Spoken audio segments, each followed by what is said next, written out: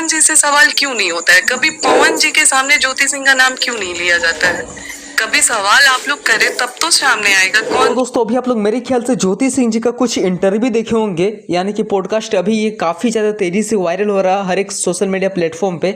यानी कि दोस्तों ज्योति सिंह जी बिल्कुल सच बात बोली कि जब भी पावर स्टार पवन सिंह जी का इंटरव्यू होता है, किसी रिपोर्टर भाई लेते हैं, तब ज्योति सिंह जी का सवाल नहीं उठता है। और जब ज्योति सिंह जी इंटरव्यू देती है तो मतलब काफ़ी सारा सवाल उठेगा कि आखिर पवन सिंह जी आपको बहुत तरह तरह के विभिन्न प्रकार के सवाल उठता है। और ऐसा क्यों बात है, जब ज्योति सिंह जी इंटरव्यू देती है तो बहुत तरह के सवाल उठता है। और पवन सिंह जी से आखिर क्यों नहीं पूछा जाता है कि आप ज्योति सिंह जी को लाने क्यों नहीं जा रहे हैं, आप ज्योति सिंह जी से विवाद क्यों है, आप चुनाव के बाद अकेले क्यों हो गए। यानी कि दोस्तों देखा जाए तो Jyoti Singh ji and power star Pawan Singh ji चुनाव के दौरान काफ़ी सारे दोनों एक साथ रह रहे थे, और जैसे का चुनाव खत्म हुआ तो ऐसे मतलब दोनों विवाद हो गया। आखिर क्या ही रीज़न हो सकता है। तो प्लीज़ दोस्तों अगर आप लोग चाहते हैं कि इस तरह का वीडियो फोटो देखना तो जल्दी से मेरे चैनल को आप लोग बेल आइकन को प्रेस कर लीजिए। और हाँ दोस्तों